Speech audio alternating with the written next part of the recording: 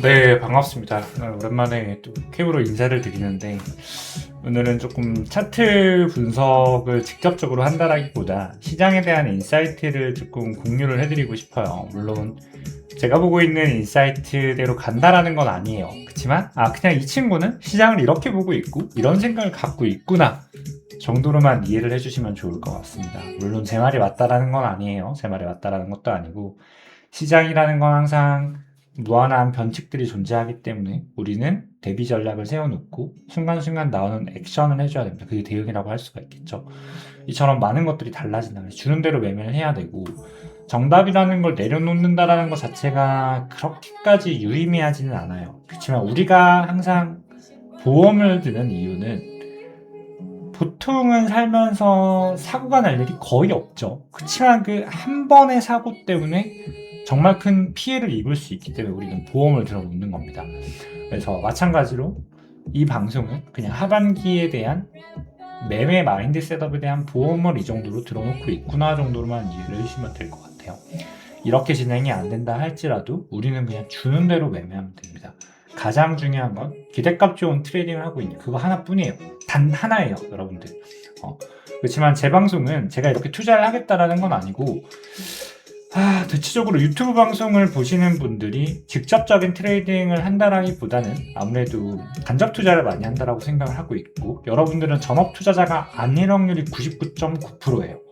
여러분들은 여러분들만의 전업은 따로 있다라고 생각을 하고 있기 때문에 일반 투자자의 입장에서 시장을 보는 인사이트를 제가 조금 전달을 해드리도록 하겠습니다.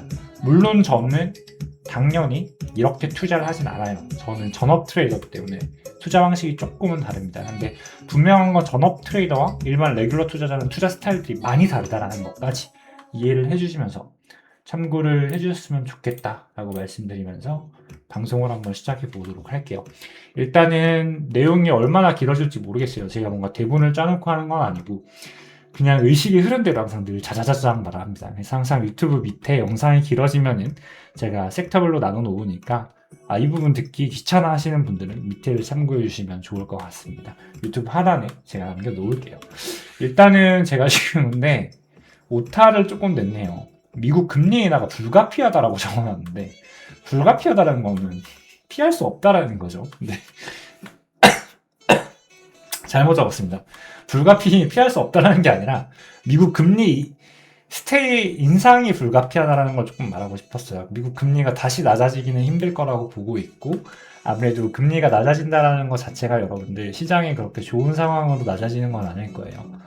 지금 분명히 2년물이나 10년물, 30년물 차트가 너무 상방을 가리키고 있다라고 생각을 하고 있기 때문에 금리 인하는 힘들지 않을까라고 보고 있어요.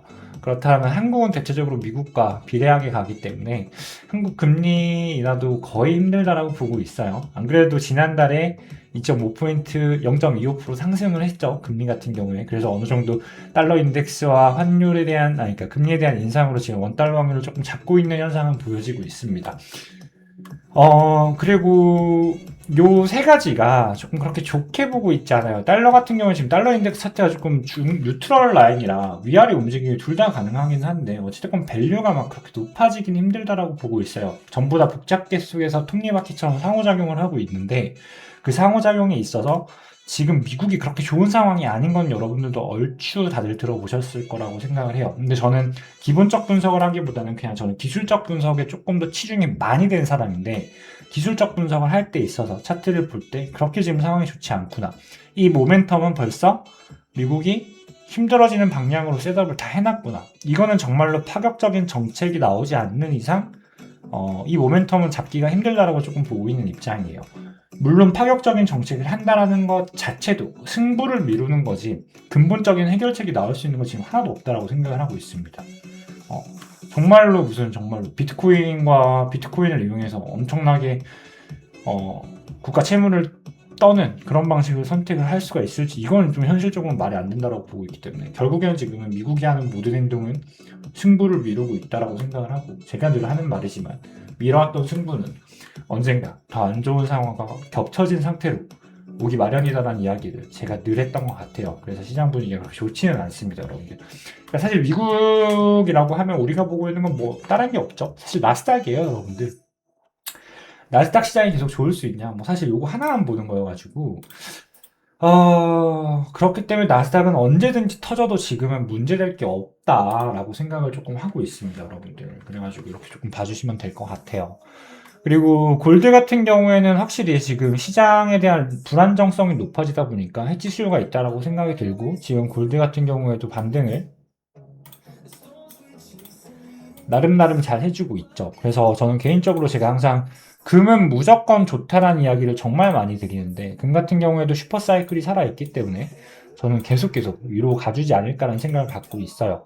그래서 사실 일반인 투자자한테 어떤 거를 투자를 한다라고 하면 저는 그냥 무조건 금사라고 합니다. 금사라는 게 제일 네 마음이 편할 거다라고 추천을 하는 편인 것 같아요.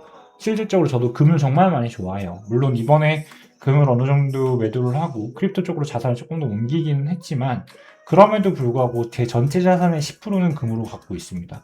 금은 계속 좋을 거다라고 생각을 하고 있어요. 물론 지금 가격이 너무 높기 때문에 금 같은 경우에는 여기서 2배를 오른다 해도 막 엄청나게 막 기깔나게는 수익을 못 볼 수가 있기는 한데, 사실 이러려면 비트코인도 지금 마찬가지거든요, 여러분들. 비트코인도 지금 보면은 벌써 8만 불인데 16만 불을 간다 해도 100%예요. 신고가까지도 이제는 50%? 60% 정도밖에 안 남아 있어서, 사실 시장이 올라가고 가격이 올라갈수록 그만큼 가격에 대한 밸류는 떨어질 수밖에 없죠. 이거는 로그 법칙 때문에 어쩔 수가 없기는 한데, 글쎄요. 이게 정말로 4만 불까지 다운을 줬더라면은 이게 파동을 한두 번 발라 먹으면 복리 효과로 10배도 가능한 수치였는데, 지금은 축적 시간이 너무 짧았기 때문에 이대로 올라가면은 그렇게까지 많이 올라갈 수 있을까라는 거에 대한 의구심은 조금 들고 있습니다. 그리고 제가 이따 마지막 부분에 비트코인이 이번엔 조금 다를 거다에 대한 근거를 살짝 붙여줄 거긴 해요, 여러분들. 이거 보시면 될 것 같고요. 그리고 추가적으로 나스닥 같은 경우 비트코인도 역시나 제가 4달 전에 차에서 방송을 한번 드렸던 것 같아요. 비트코인과 증시는 보통 한 분기, 길게는 한 분기 정도의 사이클 갭을 만들고 있기 때문에 분명히 증시와 내러티브, 그러니까 증시에 대한 조정은 불가피하다라고 생각을 하고 있고, 그때 비트코인도 조정을 받겠지만 여기서 비트코인이 나스닥 기술주와의 상승연수가 많이 벌어지면서 디커플링 현상이 나면서 내러티브 분리가 진행이 됐다가 이제 비트코인은 비트코인 고유의 그랜드 사이클을 이어갈 수만 있다면 비트코인은 다시 한번 신고가를 노려볼 수 있을 것 같다라고 제가 4달 전에 차에서 한번 언급을 드렸습니다. 근데 이번에 조금 상관계수 분리가 일어났거든요. 이제 디커플링이 조금 일어났어요. 실질적으로 비트코인이 반등을 상당히 크게 해줬습니다. 반등을 상당히 크게 해줬는데 나스닥 같은 경우에는 조정이 나왔죠. 그리고 반등이 안 나왔습니다. 그래서 이 정도의 상관계수를 띄는 건 처음이었다. 나름 디커플링 현상이 일어났고, 어쩌면은 지금 골드와 비슷하게 비트코인도 리스크에 대한 해지 자산으로 수요가 들어가고 있는 게 아닌가라는 우리는 의심을 충분히 합리적으로 해볼 수가 있다고 생각을 하고 있습니다. 물론 여러분들 제가 하나만 말씀드릴게요. 지금 리스크가 여러 가지가 있어요. 여러분들이 생각하는 것보다 복잡계 속에 리스크가 많은데, 대표적으로 지금 엔캐리 리스크도 상당히 크거든요. 근데 만약에 증시에 대한 빅사이클 조정이 오면요, 해지 자산도 다 조정이 맞아요. 뭐 골드라고 뭐 혹은 비트코인 해지 자산으로 지금 수요가 있는지는 모르겠지만, 어차피 증시에 대한 조정이 온다라는 건 우리가 현금화를 해서 무언가에 대한 부채를 갚아야 되는 메커니즘이기 때문에 리스크 자산에 대한 조정은 전부 다 나와요. 예외가 없어요, 여러분. 그리고 마지막에 오는 게 부동산 조정이죠. 그렇기 때문에 만약에 나스닥이 메인 사이클 조정이 나온다라고 가정을 하면 비트코인도 여기서 뭐 골드도 마찬가지예요. 그냥 깔끔하게 피해갈 수는 없다. 분명히 조정은 나온다. 물론 그 조정의 폭이 증시보다는 조금 적거나 혹은 전저점을 갱신하지 않는 조정으로 끝날 수도 있다 정도로만 끝내주시면 될 것 같습니다, 여러분들. 그래가지고 지금은 뭐 여기에 대한 리스크가 있기 때문에 나스닥이 메인 조정을 나올 수도 있는 조정을 갖고 있기 때문에 비트코인이 이번에 완전한 조정이 끝났다라고 뭔가 확정하기는 쉽지가 않은 상황이에요. 제가 조금은 직관적인 예시로 보여드릴 건데 20MA가 아니라 120선으로 잡을게요. 이번에 제가 어떻게 보면은 저는 제 스스로가 예측을 완벽하게 맞췄다라고 생각 안 하고 틀렸다라고 생각을 합니다. 조금 다른 얘기로 가는 건데, 보통은 제 방송 돌려보셨거나 저랑 같이 트레이딩 하신 분들은 알 거예요. 저는 저점 고점을 거의 명확하게 맞췄어요. 지금까지 늘 그래 왔어요. 틀렸었던 때가 이때예요. 이때 상승이었는데 이때 조금 빗나갔던 게 좀 깔끔하게 말해드립니다. 저점 여기라 생각했어요. 근데 미달주고 올라가지고 여기서부터 그냥 매수 들어갔어요. 풀카다 위주의 매수를 했고 고점을 71K로 봤어요. 이 당시 여기서는 엑시스를 하자였는데 내려가서 여기서 엑시스를 했던 기억이 납니다. 그래서 이 상승이 한 끗 차이로 다 빗나갔었고, 그리고 나머지는 나름 거의 맞춰왔거든요. 여기도 여기 왔을 때 저점 선언을 했었어요. 물론 한 번 더 내려가긴 했지만. 그리고 여기서 제가 1차 매도를 했고, 여기서 유튜브에서 강력하게 재매수를 권장을 드렸고, 여기서부터 매도, 여기서부터는 신고가 찍었다라고 말씀드렸고, 비트코인은 여기서 60K까지는 조정이 나올 거다라고 말씀드렸어요. 최소. 그리고 여기서 반등을 하지 못하면, 60K에서 반등을 하지 못하면 저는 비트코인이 3, 40K까지 내려갈 거라고 보고 있었습니다.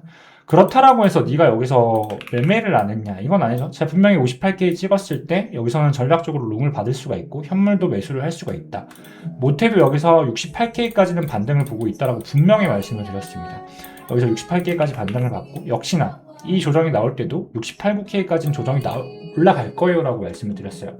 근데 아무래도 제가 이번에는 조금 스스로한테 이 과정에서 여기서 바닥이 나왔다라고 하면 여기에서는 내가 바닥을 맞췄다라고 말을 할 수 있을까?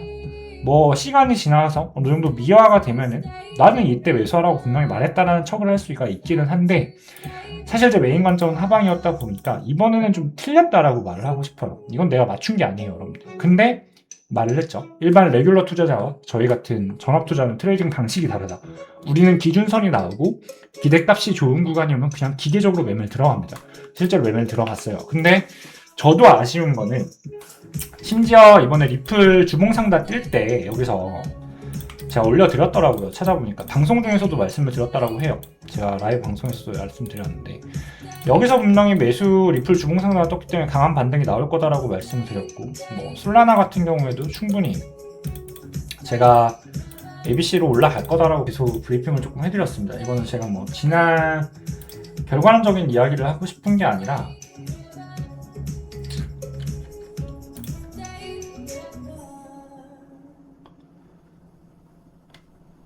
보시면 나와 있죠. 여기서 지금 8월 12일 날 리플 주봉상다 이번 주 주봉 마감 잘 되면 주봉상다 걸린다 하고, 솔라나 같은 경우에도 매뉴얼하게 ABC는 그려질 수 있다.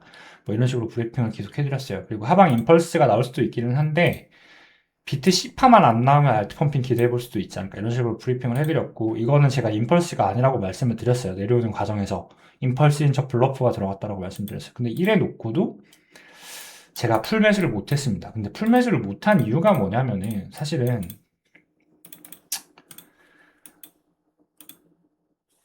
제가 비트코인이 69에서 조정을 받을 거라고 생각을 했어요.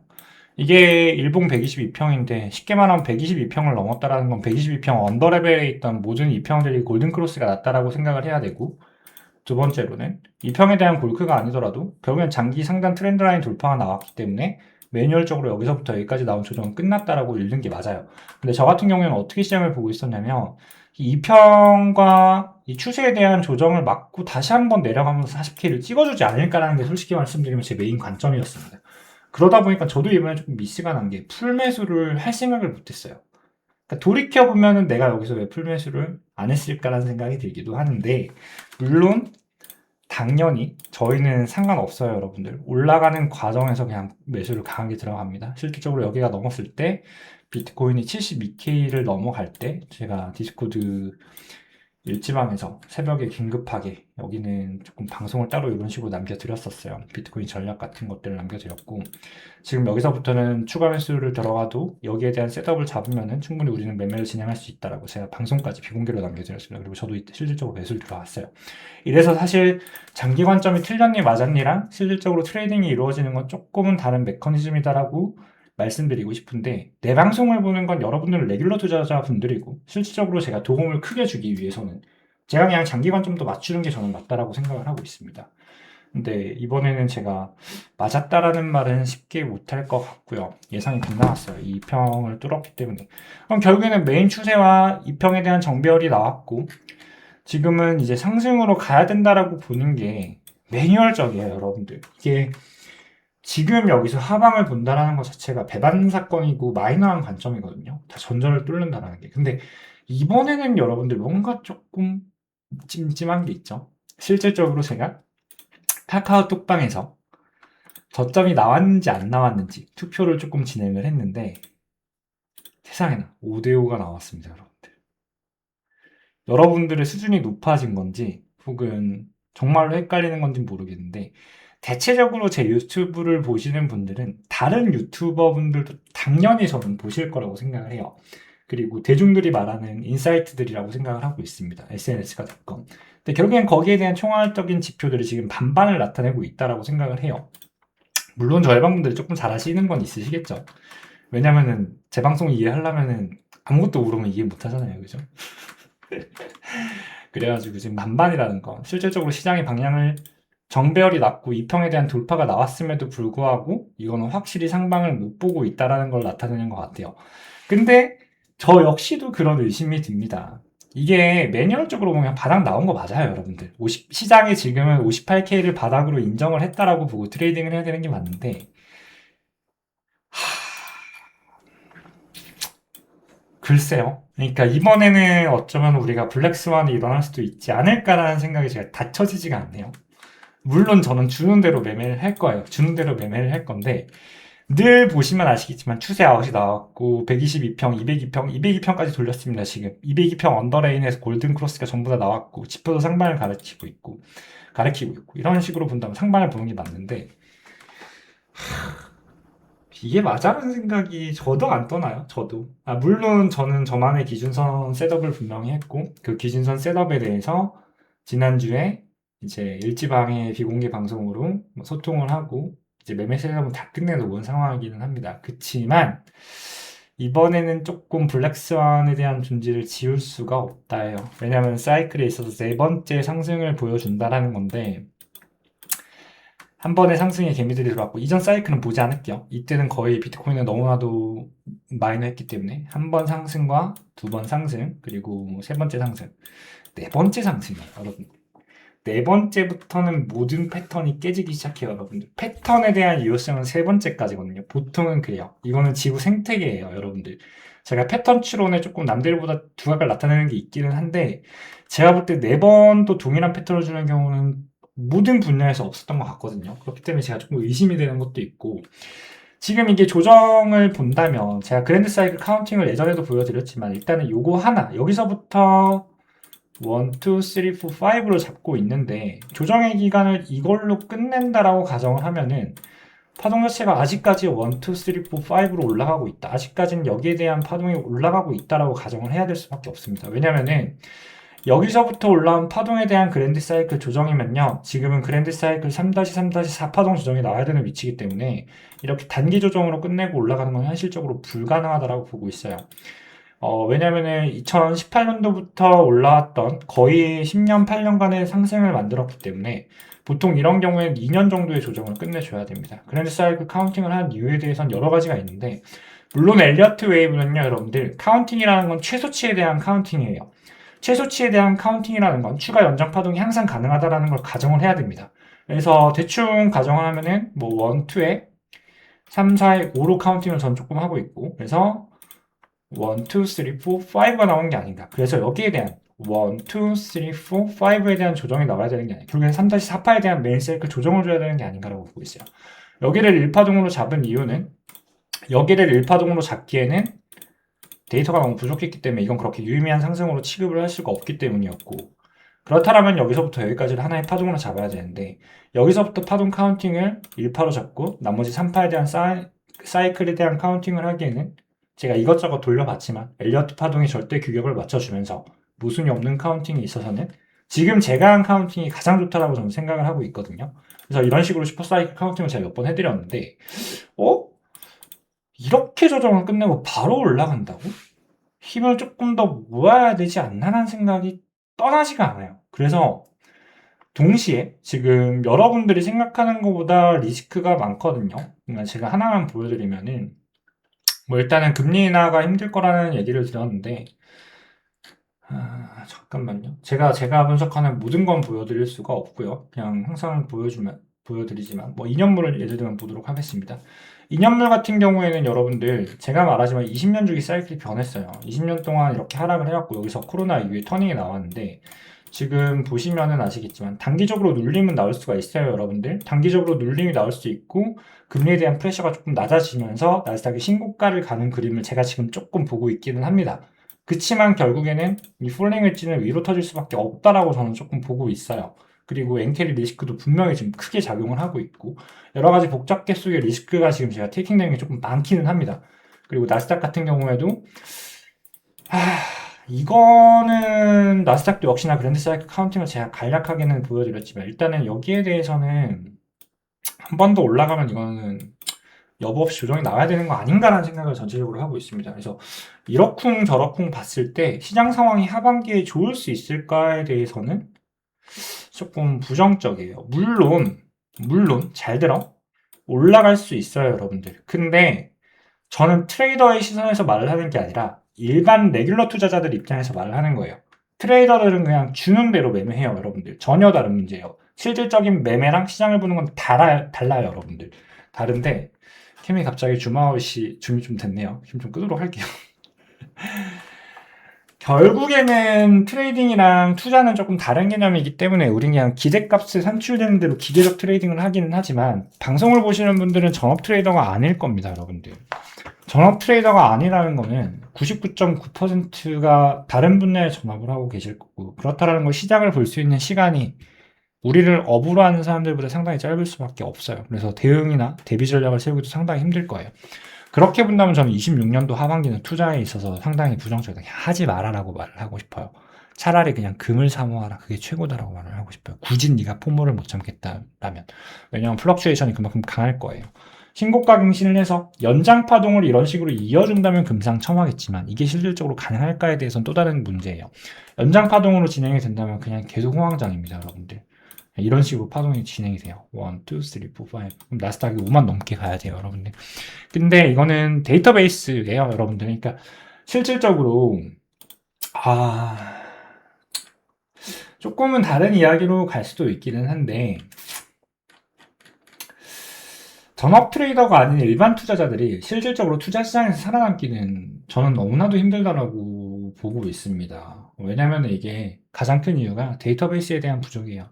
이론을 내가 더 알고 모르고가 아니라 혹은 내가 얘네들보다 어떠한 정보를 알고 모르고가 아니라 시장을 봐왔던 그 경험치에 대한 부족이 너무 커요, 여러분들. 그러니까 사실 저 정도 보면은 여러분들 눈에는 야, 이 친구 정말 차트 잘 본다, 잘 맞춘다라고 생각을 해줄 수 있고 저한테 어떠한 뭔가 좋은 말씀들을 해줄 수가 있는데 저는 이게 업이니까 당연한 겁니다, 여러분들. 나만큼 하는 건 그냥 당연한 거야. 누구나 나만큼 시장을 보면 나만큼은 해요. 제가 기깔난 게 아니에요, 여러분들. 근데 적어도 여러분들은 이게 여러분들 분야가 아니기 때문에 여러분들보다 잘하는 건 당연한 거겠죠. 그래서 시장 투자자들이 돈을 못 벌어요. 일반인들은 솔직히 투자 시장에 살아남을 수가 없습니다. 유일하게 뭐 DCA 매매는 조금 다른, 적립식 투자는 조금 다른 영역이기는 한데 제가 늘 말씀드리죠. 잠깐 다른 얘기가 들어갑니다. 스킵을 하셔도 돼요. 나스닥이 지금까지 이렇게 많이 올랐는데 왜 미국 일반 레귤러들은 부자가 안 됐을까에 대한 생각을 해보시면 될 것 같아요, 여러분들. 이게 보여주는 거라 생각을 합니다. 누구나 워렌 버핏이 됐어야 되는 거 아닐까? 물론 미국 헤지펀드들은 엄청나기는 하죠. 한국보다 기회가 많았던 것도 사실이에요. 그치만 미국 일반 투자자들이 그렇다고 해서 부자가 됐나요? 아니에요. 이거 하나만 봐도 된다고 생각합니다. 두 번째, 증권사 리포트 찾아보시면 돼요. 보통 주식 투자 평균 1년 동안 이제 통상 수익을 산출했을 때 수익을 내고 있는 사람들은 상위 8%라고 합니다. 8%가 수익을 내고 있고 91%는 돈을 항상 잃어요. 이거는 신기하게도 여러분들 현물 시장에서도 91%가 돈을 잃고요. 파생상품 시장에서도 91%가 돈을 잃어요. 요 수치는 조금 신기한 것 같아요. 파생상품이 돈을 더 잃어야 되는 사람들이 많은 것도 아니더라고요. 물론 파생상품을 하고 있는 선물 트레이더들은 어느 정도 프로리그에 있는 사람들이기 때문에 수준이 조금 더 높을 수는 있지만 선물 시장에서도 수익을 내는 사람들이 8% 정도라고 합니다. 그 중에서 상위 1, 2%가 전체 수익의 70%를 가져간다고 해요. 결국에는 이 안에 못 들어가면 그냥 이도저도 아닌 거고 나머지 90%는 1년 이상으로 봤을 때 돈을 다 잃는다라고 보시면 될 것 같아요. 대부분이 잃는다 라고 보시면 될 것 같아요. 그래서 이번에도 증권사 리포트 또 찾아보시면은 코스피가 2배를 올랐음에도 불구하고 일반 개미 투자자들 수익률이 950만 원밖에 안 된다라고 해요. 그 중에 41%는 여전히 손해 중이라고 했고 26년도 리포트 같은 경우만 해도 26년도 증권계좌 20만 개 추적을 해봤더니 상반기 수익률이 32%였다라고 나옵니다. 수익률이 450만 원이라고 해요. 이게 현실이에요, 여러분들. 이게 현실이라고. 근데 지금 조정 나왔지. 어떻게 됐을 것 같아? 이거 다 0% 됐어요, 여러분들. 장담할 수 있어요. 결국엔 시장이 아무리 올라도 돈을 버는 사람들은 극소수라는 거예요. 근데 여러분들이 보통 보고 있는 뭔가 매스미디어라든지 몇몇에 들려오는 소문에 부자가 됐다라는 사람들은 이 상위 1, 2%의 극단적인 예시를 보고 계신 거예요. 그리고 돈을 벌고 있을 수는 있어도 그 돈이 영원하지 않습니다, 여러분들. 저는 특히나 트레이딩을 하다 보니까 정말로 자산에 대한 변동폭이 어느 정도 있는 편이에요. 지금이야 나름 세이브를 많이 해놔서 움직이지 않는 자산들이 존재하기 때문에 버티는 건데 제가 이 시장을 경험하면서 느낀 게 정말 돈이라는 건 있다가도 없고 없다가도 있는 게 돈이구나.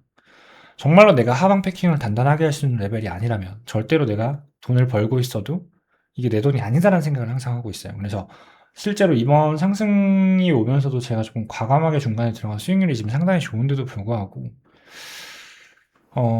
오히려 뭐 불안한 것까지는 아닌데 기분이 좋진 않습니다. 정말로 엑시즈를 했을 때 그게 유의미한 거지 지금 스크린샷에 찍히는 수익이 그렇게 유의미할까? 모른다라고 항상 생각을 하고 살아가고 있어요.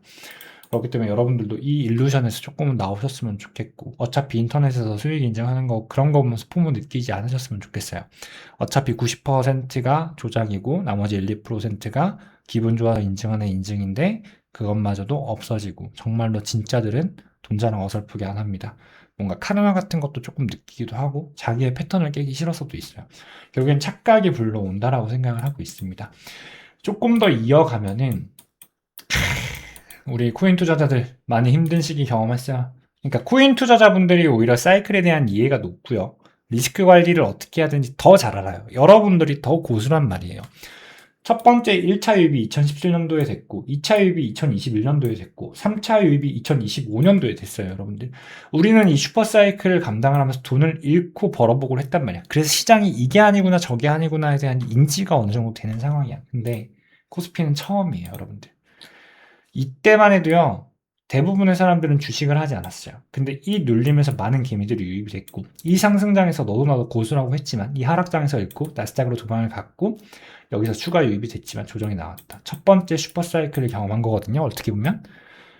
근데 그러니까 이때 제가 2017년도 때 시장에 들어와서 1년이 너무 힘들었습니다. 정말 2018년도다라고 말을 하고 다녔는데 지금 아마 국장이 처음 코인이 상승장으로 갔을 때의 아픔을 조금 만들어주지 않을까라는 생각을 하고 있어가지고 사실상 그랜드 사이클 카운팅을 이런 식으로 하고 있긴 한데 이 사파동의 조정이 결코 쉽게 올라가진 않을 거라고 생각을 하고 있다라고 생각을 해요.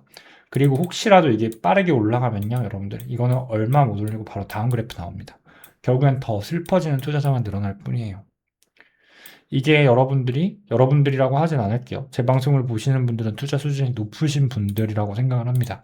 일반인들보다는 제 방송이 그렇게 막 간단한 방송은 아니라고 저는 생각을 하고 있거든요. 나름 쉽게 풀어드리려고 하는 편이긴 해도 이 작은 유튜버에 들어와서 애청을 해주시고 있다는 건 참 감사할 일이고 여러분들도 어느 정도 시장에 대해서 늘 제가 같은 말을 하고 있기 때문에 은연중에 여러분들 기저에 마인드 셋업이 잘 되었을 거라고 생각을 해요. 아무튼 각성하고 말을 하면은 이런 것들을 종합해 봤을 때 지금 하반기가 그렇게 좋기는 하반기라기보다 언제 터져도 이상하지 않는 리스크들이 너무 많은 이 시점에 과연 일반 투자자분들이 시장에서 버티는 게 맞냐라고 말을 한다면 저는 그냥 잠깐 쉬자라고 말을 하고 싶은 정도예요. 그러니까 당장 제가 틀릴 수도 있긴 해요. 하반기가 아니라 내년 상반기로 늦춰질 수도 있어요. 그리고 정말 늦게 늦춰지면 2028년도예요. 2028, 9년도는 피할 수가 없고 그 전에 무조건 조정에 나가고 지금 조정 직면에 들어와 있다고 보고 있기 때문에 사실 우리는 돈을 지키기만 한다면 기회는 늘 오거든요. 살면서 죽을 때까지 앞으로 겁나 많이 올 거예요.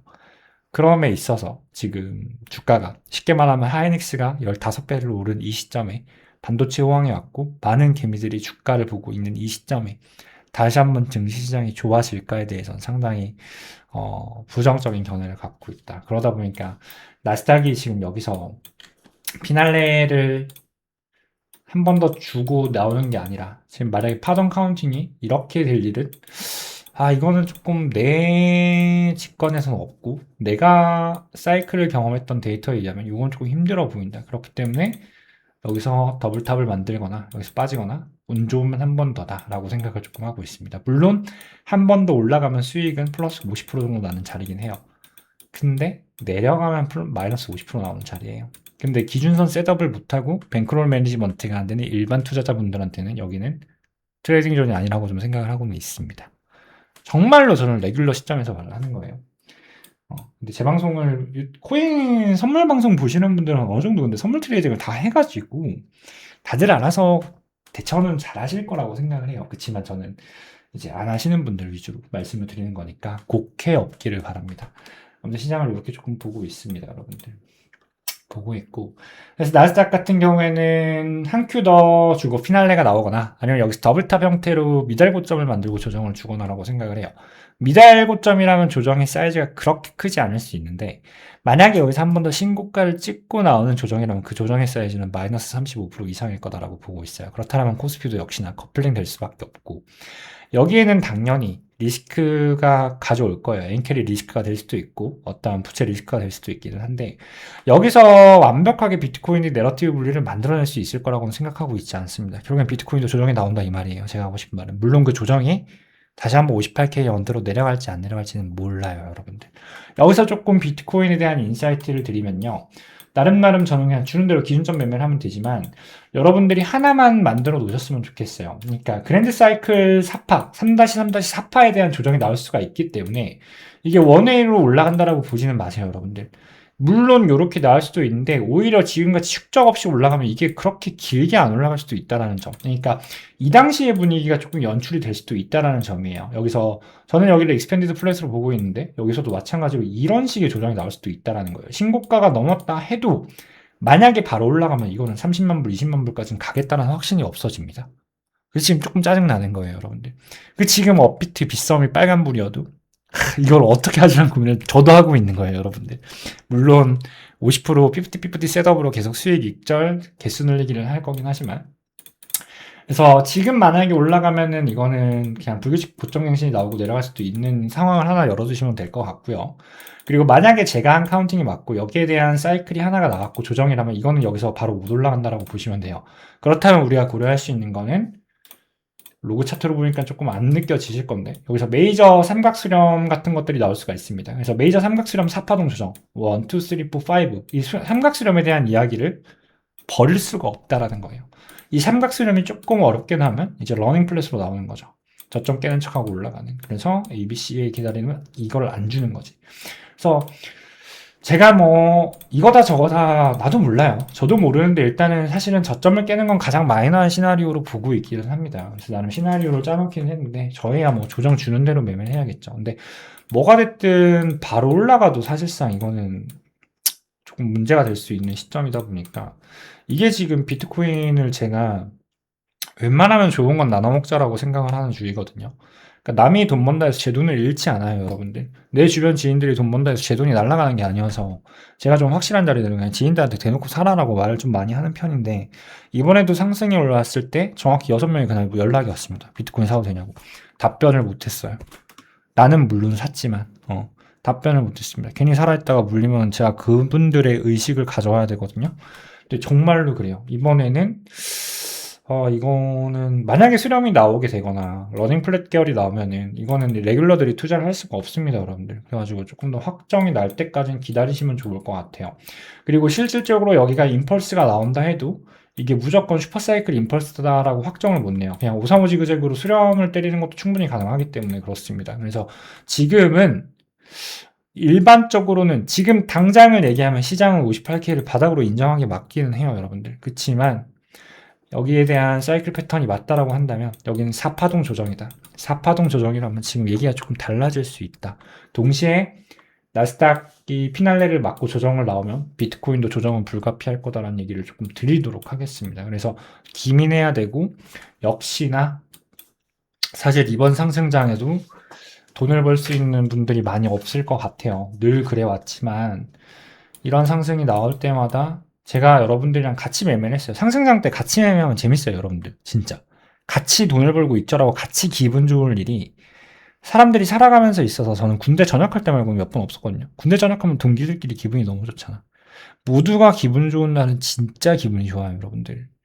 그래가지고 실제로 상승장에서 여러분들이랑 같이 매매하면 재밌기는 한데, 글쎄요. 이번에는 녹록치 않을 수도 있다라고 생각을 말씀을 드리고 싶고, 여기서 신고가 가봐야 인생 못 바꿉니다, 여러분들. 그냥 알트 물리신 거 그냥 익절할 수 있는 정도로 보셔야 돼요. 그래서 이거는 코인을 안 하시는 여러분들 혹시라도 이 오지랖 절대 부리지 마세요. 저도 어떻게 보면은 저는 컨텐츠화를 하고 있기 때문에 인사이트를 드리는 건데 이번에는 주변 사람들한테 비트코인 사라는 말 절대 하지 마세요. 무슨 일이 나올지 모릅니다.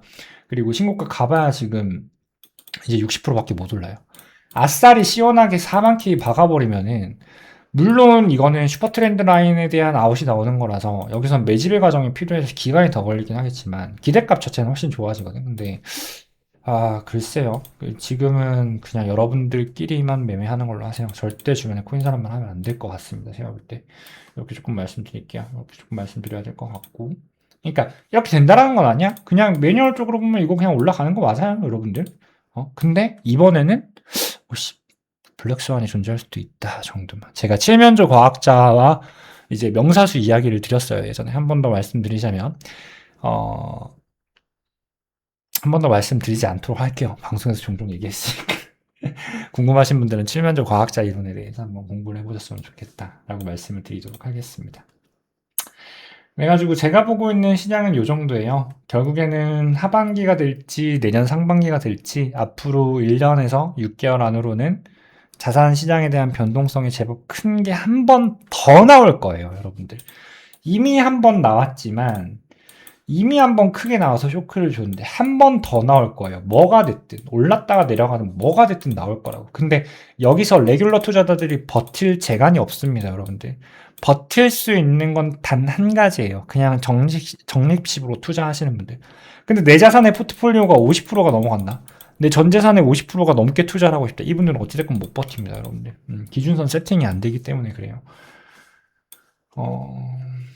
여기에 대한 이야기를 조금 해보고 싶다. 그래서 하반기가 됐든 내년 상반기가 됐든 금리에 대한 리스크는 결국엔 터질 거고 금리 인하가 나온다 해도 그건 좋은 쪽으로 인하가 되는 게 아니기 때문에 시장은 조금 더 안 좋은 식으로 갈 수가 있다고 말씀드릴 것 같고 나스닥도 이제 말씀드렸고 코스피 말씀드렸고 골드 말씀드렸고 달러 말씀드렸고 비트코인은 이번에 변칙이 조금 있다 정도 말씀드렸던 것 같고요.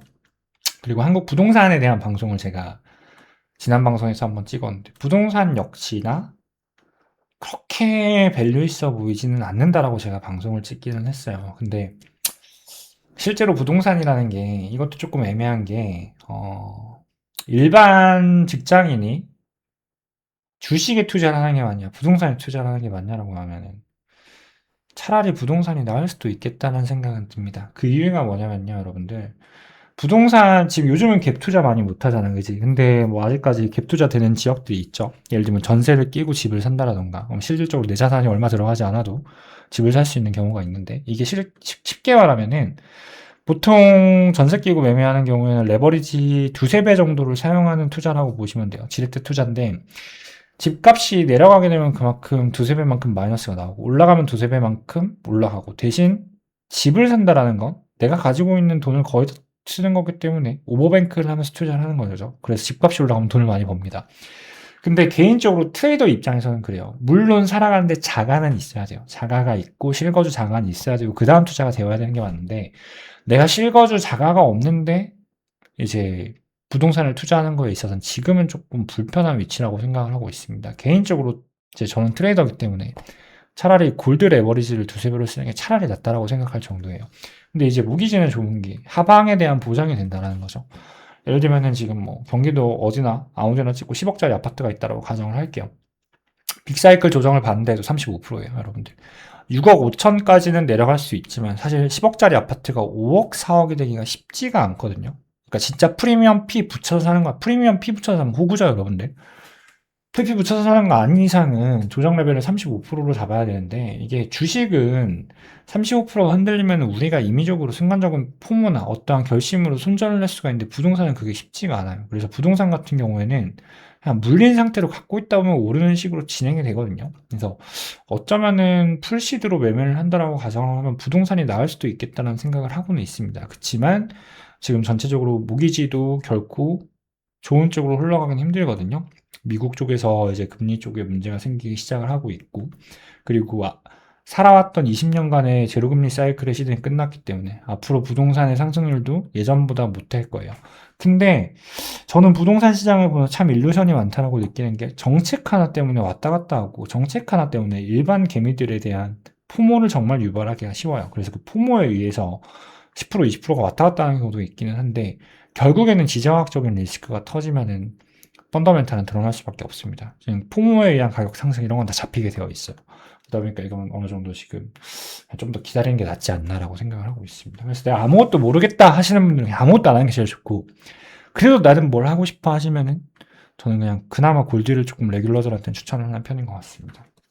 그리고 그래서 제 방송 보시는 분들은 선물 투자도 하고 나름 트레이딩을 많이 하시는 분들이 많을 텐데 이거는 조금 다른 얘기를 해보도록 할게요. 이제 주식시장에서 수익을 보통 개미분들이 못 내시는데, 이 개미들이 못 내는 이유가, 제가 이번에 교육방을 해달라는 문의를 종종 받고 있는데, 교육방을 할까 말까 하다가 하는 게 일단 귀찮은 것도 큰데, 다른 걸 떠나서 여러분들, 시장에 비기라는 건 절대로 존재하지 않습니다. 혹은 누가 어떤 매매에 비기법이 있다라고 하면 사기꾼이라고 보시면 될 것 같아요. 물론 그걸로 현금화를 하는 게 아니면 사기를 치려는 기망행위가 없기 때문에 상관은 없긴 해도 엉터리예요, 여러분들. 왜 그러냐면 저는 차트 트레이딩을 하나의 언어라고 생각을 해요. 차트는 하나의 언어처럼 움직입니다, 여러분들. 이 차트가 보여주고 싶은 언어의 말이 있어요, 여러분들. 근데 언어라는 게 학습을 할때 예를 들면 우리가 처음에 문장의 오형식을 배우고 투부정사의 명사적 용법을 배우고 그런 식으로 영어를 공부를 하죠. 근데 이런 걸 몰라도 그냥 외국 나가서 살다 보면은 영어는 되게 되어 있잖아. 그지? 우리가 한국말 배울 때 처음에 문법부터 배우는 거 아니잖아요. 그죠? 이처럼 자연스럽게 체화를 하는 과정이 있는데 차트도 마찬가지예요, 여러분들. 차트라는 게 결국엔 모멘텀이기 때문에 이론을 알면 조금 더 체계적으로 배울 수는 있다 정도지 이론만 가지고 언어를 잘할 수 있는 게 아니에요. 우리가 문법을 안다라고 해서 바로 언어를 잘할 수 있는 게 아니죠. 그리고 항상 말하지만 우리가 수학의 정석을 본다라고 해서 바로 수능 기출 문제를 풀 수 있는 게 아니에요. 이처럼 차트 트레이딩은 여러분들이 보통 기술적 분석을 포기하는 가장 큰 이유가 처음에는 뭔가 어떤 방법이 있을 것 같고, 뭔가 남들이 모르는 그런 게 있을 것 같고, 정답을 찾아내고 싶고, 야, 이거 이렇게 하니까 되던데, 저렇게 하니까 되던데라는 생각들이 막 들어요. 처음 공부하실 때 진짜 그게 가장 많아요. 저도 트레이딩 1년 차 때 가장 많이 경험했던 거예요. 1, 2년 차 때가 제일 재밌었어요, 저는. 제일 힘든데 재밌었어요. 진짜로. 이때 떠올리면은 진짜 맨날 청산당하면서 저 집 앞에 공원이 있었는데 새벽에 공원 나와가지고 바나나 우유 먹고 담배 하나 피면서 그래, 이거는 방법이 있어. 난 무조건 성공할 수 있어. 하면서 한숨 쉬고, 조금 쉬다가 다시 매매하고, 계속 이러면서 뭔가 꿈을 찾아서 매매했거든요, 여러분들. 물론 너무 과정은 힘들었지만, 꿈이 있었기 때문에 나름 계속 할 수 있었던데, 이때 착각을 해요, 여러분들. 시장에 뭔가 비밀이 있을 것 같아. 이론의 비밀이 있을 것 같아. 이런 공부를 졸라 열심히 할 때가 있어요, 여러분들. 그러면서 뭔가 자신감을 얻었다가 청산을 당하고 이 과정을 반복을 하는데, 결국에는 여러분들 방법이 없어요. 언어에는 정답이 없거든요, 여러분들. 그러니까 결국에는 그런 말을 하죠. 이론 공부를 많이 했는데, 이론대로 안 가던데? 라고 말을 하시는 분들이 정말 많아요. 수학의 정석을 본다라고 해서 기출문제를 바로 풀 수가 없죠. 그래서 실전 개념과 이론 개념은 다릅니다, 여러분들. 결국엔 이 복잡계를 다 연결을 할 수가 있어야 돼요. 미분 문제를 풀기 위해선 극한을 알아야 되고 2차 함수를 알아야 되고 뭔가 이런 것처럼 체계화가 되어 있어요. 그렇기 때문에 제가 항상 하는 말이 절대 엘리어트 파동부터 공부하지 말라라고 말을 합니다. 엘파부터 공부하면 진짜 망해요, 여러분들.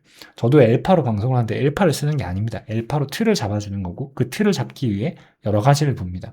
근데 이게 이론으로 되냐가 아니에요. 제가 하고 싶은 말은 결국에는 여러분들 트레이딩을 잘하기 위해서는 데이터베이스가 필요해요, 여러분들. 어떤 이야기를 조금 하면 좋을까? 옛날에 그런 생각을 했어요, 여러분들. 전 BMW를 개인적으로 좋아해가지고, 제가 BMW만 거의 한 10년 동안 세 대를 탔거든요, 예전에. 왜 현대차는 BMW처럼 차를 못 만들까라는 생각을 했어요. 이게 어떻게 보면 자동차가 가장 직관적인 분야 아닌가? 그런 생각을 했어요. 근데 그 메카닉들이 실력이 부족해서일까라고 생각을 한다면, 그 각각의 BMW는 예시일 뿐이고 각각의 브랜드가 갖고 있는 헤리티지가 있고 데이터베이스가 있습니다. 예를 들면 현대가 BMW를 갖고 와서 차를 완전히 분해해서 재조립을 하면서 서스펜션이 어떻게 생겼는지 차체가 어떻게 설계됐는지를 다 보면은 그대로 똑같이 만들 수 있냐는 다른 문제거든요, 여러분들. 벤치마킹은 분명히 할 수가 있기는 한데 여기서 왜 이 강성이 선택이 되는지, 이 위치에 배치가 되는지, 수천 번의 테스트, 수만 번의 테스트, 데이터베이스가 쌓인 값으로 댐퍼 세팅을 하는 거고, 이 복잡계가 이루기 때문에 그 세팅에 대한 노하우라는 게 나오는 거거든요, 여러분들. 이거는 절대로 따라할 수가 없습니다. 타 브랜드들이. 물론 현대도 현대가 갖고 있는 좋은 것들이 있기는 해요. 예시일 뿐입니다, 여러분들. 근데 차트 트레이딩도 마찬가지예요, 여러분들. 예를 들면은, 피보나치 0.6189, 상승 다이버전스 있고, 거래량이 들어왔고, 서포트를 받았기 때문에 매수를 했어. 이런 근거적으로는 교과서적으로 충분히 만들 수 있는 거야. 지금 같은 경우에도 여러분들 보시면은, 4시간봉 하락 다이버전스가 강하게 걸린 걸 볼 수가 있습니다. 동시에, 오늘은 조금 중요한 날이에요. 오늘은 일봉 하락 다이버전스까지 조금 걸릴 수가 있어요. 근데, 저 같은 경우에는 조금 상승을 조금 더 나올 수 있지 않을까라는 생각을 좀 갖고 있는데, 결론적으로 말씀드리고 싶은 게, 교과서대로 안 가요, 여러분들. 여러분들이 몇 번 경험했던 내용대로 차트가 흘러가지 않아요. 차트는 계속 변칙이 있고 블러프가 있습니다, 여러분들. 결국에는 이 블러프에 대한 인지 같은 것들을 해야 되고 똑같은 패턴이라도 어떤 위치에서 어떤 반응으로 나오냐에 따라 또 달라지는 게 차트거든요. 그래서 차트는 생명체 같은 거고 우리가 감히 예측을 할 수 있는 분야가 아니다라고 저는 쉽게 말을 합니다. 근데 이 차트를 정말 오랜 시간 보고 정말 오랜 시간 트레이딩을 하다 보면 여기에 대한 데이터베이스가 쌓일 수밖에 없어요. 남들보다 차트 패턴에 대해서 빠를 수밖에 없고 직감이라는 게 살아납니다, 여러분들.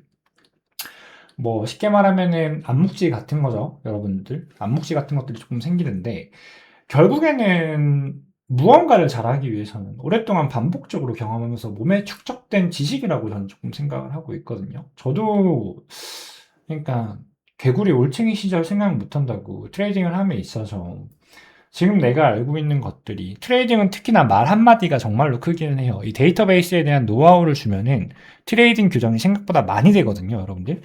근데 정말로 물론 제가 성공한 투자자라고는 말을 하지 않겠습니다. 그냥 겨우겨우 먹고 사는 전업 트레이더인데 나 정도 할 수 있는 거는 아무나 데려와도 6개월이면 되지 않을까라는 생각을 할 때가 많았어요. 내가 6개월 동안 1대1로 코칭을 해주면 충분히 나 정도는 할 수 있지 않을까였는데 결국엔 시장에 대한 경험치가 그게 안 되기 때문에 힘들겠구나. 두 번째로는 1대1로 내가 6개월 동안 옆에 데리고 트레이딩을 할 수가 없다 해요. 그래가지고 약간 그런 거 있잖아요. 약간 좀 이런 얘기하면 와닿을까? 예를 들면 박재범 못 만드는데 약간 고인물들은 6개월에서 1년이면 된다라고 하죠. 6개월에서 1년. 그리고 누구문 만드는데 2년이면 된다. 이런 식으로 얘기를 해요. 근데 이게 저는 맞다라고 생각을 하거든요. 근데 이게 왜 맞냐면 이게 그 프로분들 기준에서예요. 그러니까 결코 노베이스가 와가지고 6개월 1년 만에 박재범 몸을 못 만듭니다, 여러분들. 못 만드는 게 일단은 노베이스면 체력이 안 되고 인대와 건령이 못 따라오기 때문에 프로들이 운동하는 운동량을 가져올 수가 없고 주 5회 6회씩 고강도 웨이트 트레이닝을 못 해요. 결국 노베이스 상태라면 기초에 대한 작업이 이루어지는 데까지만 6개월 정도가 걸리거든요. 저는 모든 분야가 마찬가지라고 생각을 해요. 이론자의 위치에서 볼 때는 그 어떤 것도 저는 세상에 2년이면은 못할 게 없다라고 생각을 해요. 재수 없으면 3년이에요. 뭘 해도. 실제로 그래요, 여러분들. 행정고시 합격자 나이가 9급 공무원이 있고 7급 공무원이 있고 5급 공무원이 있잖아. 합격률이 가장 어린 나이가 5급 공무원이야. 물론 5급 공무원을 보시는 분들의 진입 장벽 자체가 훨씬 높으니까 그럴 수도 있기는 한데 아무리 어려운 시험도 3년이면 끝내야 된다라고 해요. 재수 없으면 4년이라고 말을 하거든요. 세상에서 가장 어려운 시험들도.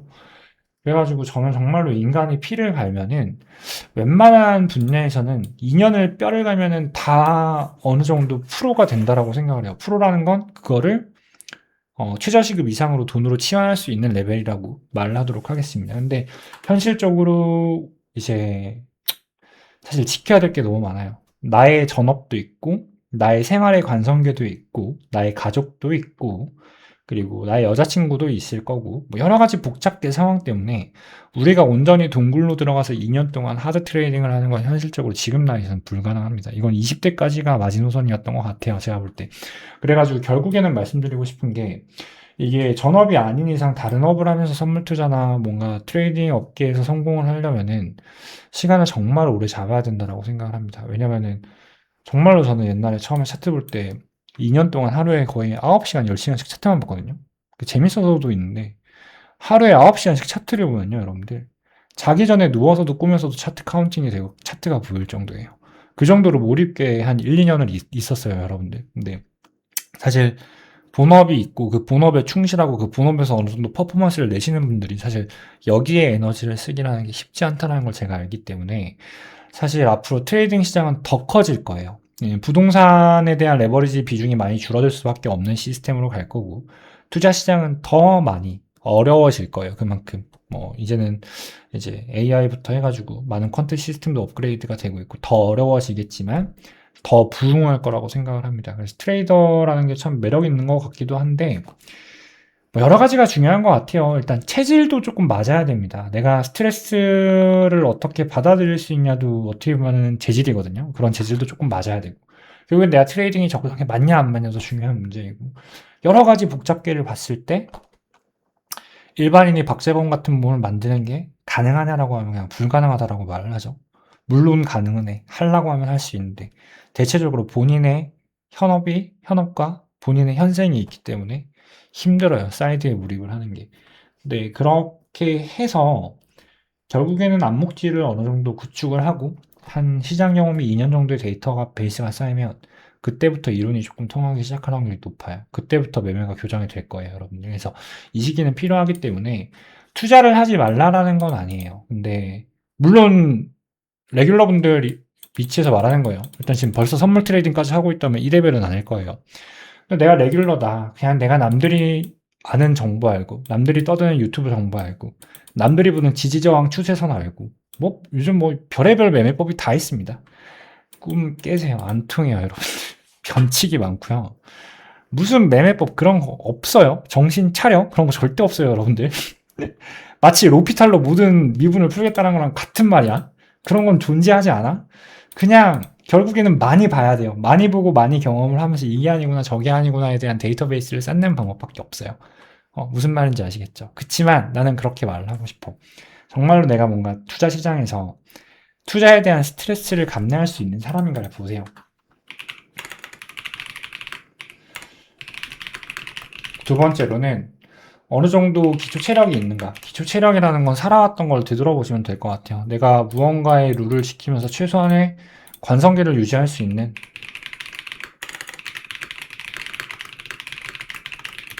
이런 것들을 조금 보시면 될 것 같고 머리가 좋을 필요는 없는 것 같아. 사실 머리가 좋을 필요는 없는 것 같고 그냥 스트레스를 이겨낼 수 있는 사실 성량이 너무 중요하다. 트레이딩.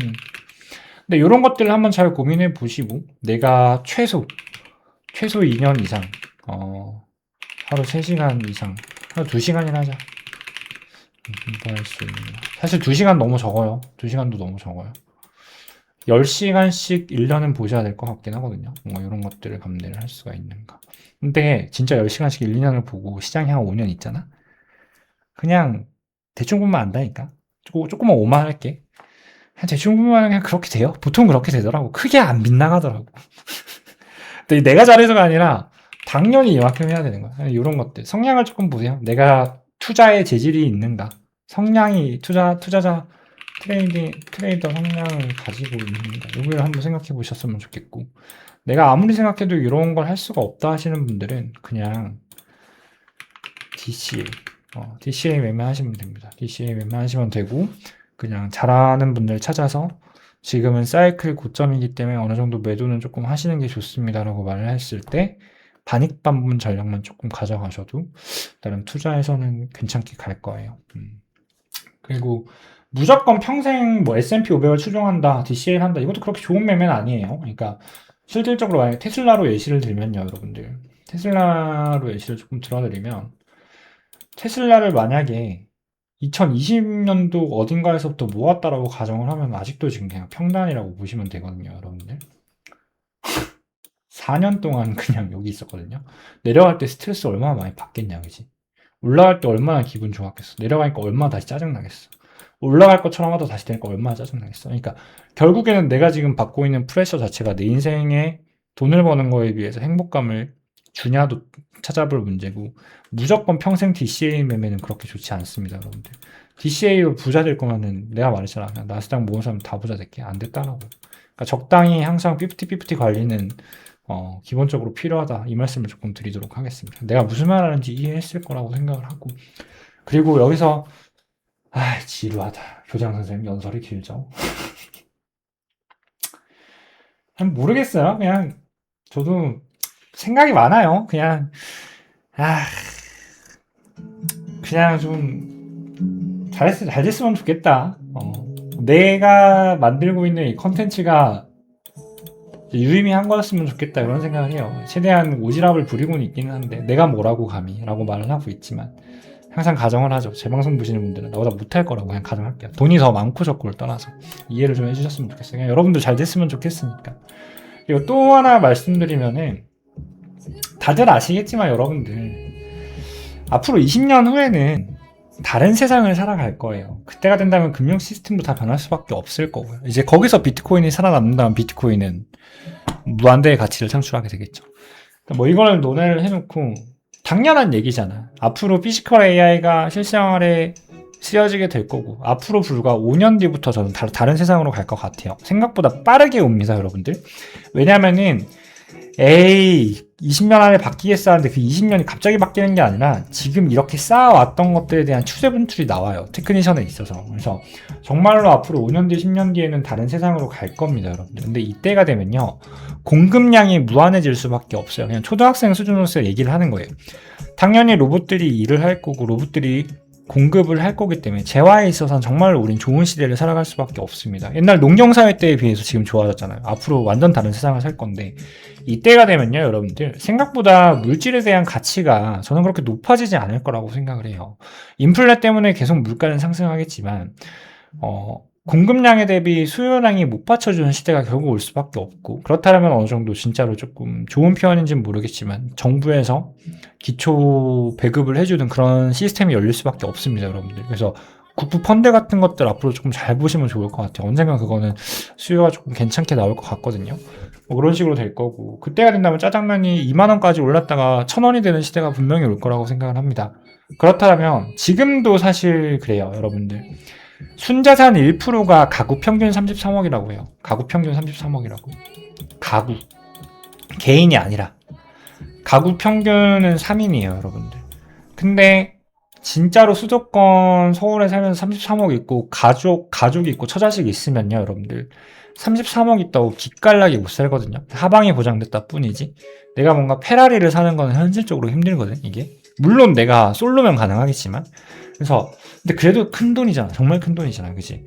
그래서 실질적으로 지금은 99%의 보통 사람들과 상위 1% 언더 내에 다른 사람들이 산다면 20년 후에는요, 제가 볼 때 상위 0.015%, 3시그마 언더 레벨에 들어가는 사람과 99.5%가 존재한다라고 생각해요. 결국에는 이 90% 사이들 사이에서도 아직까지는 조금 빈부가 있어 보이는 느낌이 나지만 이것도 어느 정도 플랫화가 많이 될 겁니다. 그러면 앞으로 20년 후, 물론 셋업 값이 되는 데까지는 30년 정도가 걸릴 수도 있겠지만 이때는 우리 인간 수명도 많이 늘어날 거예요. 결국엔 우리가 살아올 앞으로의 20년, 30년 후는 지금까지 살아온 30년과 40년과는 전혀 다른 시대를 살 거기 때문에 조금 다른 얘기일 수도 있겠지만, 이 과정에서 빈부격차가 한번 심하게 오는 시기는 오겠지만, 어떻게 보면은 지금 자본주의 사회를 살아가고 있고, 자본이 너무나도 중요하지만, 이때도 우리가 일반인들이 자본에 이렇게 목숨을 거는 시대가 열릴까라고 생각하면 저는 아니라고 생각을 해요. 내가 상위 0.01% 안에 들어가거나, 아니면 그냥 all or nothing인데, 돈 없어도 잘 살 수 있을 것 같거든요. 20년, 30년 뒤에는. 그래서 앞으로 우리가 어떤 것들에 더 의미 가치를 두고 살아야 되는지도 한번 생각을 해 보셨으면 좋겠고, 저는 너무 막 욕심 안 냈으면 좋겠어요. 결국에는 20년 동안 수많은 기회가 올 거기 때문에 지금 이거 아니면 내 인생 못 바꿔 그런 건 없는 것 같거든요. 결국에는 어떠한 분야에서 또 다른 무언가가 오기 때문에 결국 내가 트레이딩을 잘하고 싶다. 그럼 데이터베이스 쌓아요, 여러분들. 데이터베이스 많이 쌓아가지고 그 다음에 오는 비트코인이 됐건 다른 비트코인 외에 다른 영역이 됐건 그때 조금 그 기회를 포착할 수 있게 쓰거나 아니면은 그냥 내가 너무 1억 천금을 노리는 것보다 그냥 나는 적당하게 여기서 부업 정도 셋업을 하고 그냥 나만의 의미 가치를 또 찾아 떠나는 것도 괜찮지 않을까. 이제는 많이 달라질 겁니다. 자본이 주는 행복감이 너무 뭔가? 20년, 30년 후면은 그래도 그냥 너무 막 아둥바둥 안 살았으면 좋겠고 저는 여러분들이 행복했으면 좋겠습니다. 이거는 저한테 하는 말이기도 해요. 제가 여러분들한테 말을 하는 게 아니라 아무튼 얘기가 되게 길어졌다. 그지? 재미가 없었다. 그죠? 그냥 무슨 말을 하고 싶었나 봐. 네, 아무튼 이품문이긴 합니다, 여러분들. 이품문이긴 한데 요거 한번 참고해 주셨으면 좋겠고 금리 인하가 불가피한 게 아니다. 말 잘못했다. 불가피는 무조건 금리 인하가 될 수밖에 없다는 말인데 금리 인하는 힘들다. X라고 보도록 하면 될 것 같습니다. 아무튼 비트코인 같은 경우에는 이번에는 쉽게 안 갈 거다. 변수가 조금 많아요. 변수가 조금 많으니까 너무 막 과도하게 욕심내지 마세요. 수렴 끝나는 거 보고 사도 돼요. 수렴 끝나는 거 보고 사도 되고. 뭐 수렴도 이러다가 비파 떨어지면 난리 나는 거지. 모른다고. 임펄스 떠도 지그재그 파동일 수도 있다고. 그리고 신고가 가면은 이거 익스펜디드 플랜 나와가지고 익절 못하는 상황 생길 수도 있다고. 결국에는 뭔가 여러 가지가 있어. 알면 알수록 정답을 못 내리는 게 이 시장인 것 같아요. 내가 많이 할수록 보이는 게 많아지거든. 그만큼 생각할 경우의 수가 많아지거든. 좀 데자뷰인데? 이 말 했다가 상승장 갔던 것 같은데, 이때도? 뭔가? 아무튼, 다들, 그래도 기회는 왔다라는 거 말씀드리고 싶고, 그리고, 현물 안 하시고 선물만 하시는 분들 있죠? 그분들한테 오히려 지금 좋아요. 현물로 해봐야, 이거 선물 부추기는 건 아니에요, 여러분들. 현물 같은 경우는 이거 다 먹어봐야 100% 먹는 거거든? 근데 선물은요, 여러분들. 물론, 뱅크 여력에 따라 다르긴 한데, 레버리지 끼고 뭐 요만큼만 먹어도 그냥 과장 좀 한 100% 먹거든요. 근데 이게 선물 투자자들한테는 어찌됐건 호재예요. 왜냐면은 플럭추에이션이 상당히 강해졌다라는 건 그만큼 요동거리가 많다라는 거잖아요. 그러니까 임펄스가 터졌다라는 건요. 보통 이 정도 상승 만들려면은 못해도 4시간 봉 이상에서 상승 시그널이 떠야 가능했던 건데 지금은 뭐 그런 거 없이도 이만큼 상승을 만들어내거든요. 그래서 앞으로 선물 시장 유동성 공급이 많이 돼서 위아래의 변칙이 클 거예요. 그래서 사실 선물 투자하시는 분들한테는 호재라고 조금 말씀을 드리도록 하겠습니다. 동시에 말씀드리는 건 선물 투자만 해가지고 내가 현물 못 샀는데 포모가 와가지고 진입 자리한데 진입하고 그럴 필요 없어요, 여러분들. 어차피 지금은 이미 추세궤가 만들어졌기 때문에 선물 투자에 있어서 수익이 좋을 수밖에 없게 됩니다. 이렇게 짤짤이 먹는 시기랑은 이제는 달라요. 한 번 한 번에 정말 크게 먹을 수 있는 구간이 다시 왔기 때문에 선물하시는 분들은 앞으로 1년, 2년 정도 더 할 수 있을지는 모르겠지만 마지막이다 생각하고 그동안 했던 경험치들 다 익혀서 심기일전하면서 한번 진짜로 100%두 번만 먹어도 얼마냐? 제국근이잖아, 그지? 잘 해보자고 기빈하게. 선물이 오히려 기회야. 그래가지고 제가 이번에는 조금 전략을 바꿀까 해요. 원래 선물이랑 현물 포트폴리오가 1대20 정도였는데 선물 쪽으로 조금 더 달아야겠다는 생각을 요즘 많이 하고 있습니다. 선물이 차라리 지금은 히든이어가지고 제 선물 투자자분들한테는 오히려 기회다. 오히려 지금 스윙 매매가 너무 쉬워졌다라고 말씀을 드리면서 현물 안 한다 하더라도 포모 느끼지 마시고 잘하셨으면 좋겠습니다. 아무튼 오늘 방송은 조금 길었는데 여기서 마치도록 하겠습니다. 이거는 다시 한번 말씀드리지만 2026년 9월이네 이제. 9월부터 12월까지 변동성이 클 것 같다. 근데 이 변동성은 일반 투자자라고 생각해요. 전업이 아닌 레귤러 투자자들이 감당하기 힘들 수 있다. 그러니까 수익은 날 수 있는데 스트레스가 클 거다. 이렇게 좀 말씀드릴게요. 그리고 선물 트레이더들은 상관없다. 오히려 좋아졌다. 역추세 하지 말았는데. 역추세 지금 위험하다. 웬만하면 추세 결대로 매매해요. 봐봐. 1, 2, 3, 4, 5지 만약에. 여기서 쇼 치는 건 역추세가 아니야. 메이저 파동이 오니까. 반대도 마찬가지야. 1, 2, 3, 4, 5지. 여기서 치는 건 역추세가 아니야. 근데 메인 추세를 배반하는 매매만 안 하면 돼요. 그리고 한 번 더 잡아드리면 비트코인은 10만 불 넘기 전까지는 모른다라고 말씀드릴게요. 10만 불 넘어도 모르긴 한데 일단은 여기서 조금 더 오른다 하더라도 여기는 노트레이딩 좀 가져가라고 계속 말씀드리고 있죠. 그리고 이거는 내일 찍었으면 조금 더 깔끔했을 방송인데 지금 4시간봉 하락 다이버전스랑 일봉 하다 보이거든? 이거 조금 조심하면 좋을 것 같아. 하면서 오늘 방송은 마치도록 하겠습니다. 제 인사이트 전부 다 여러분들한테 공유 드린 거고 여러분 제 말이 맞건 틀리건 그냥 참고만 하시면 될 것 같습니다. 항상 모든 투자에 대한 투자 책임은 본인에게 있다. 성투하시길 바라고 이만 여기서 방송 마치도록 하겠습니다. 감사합니다.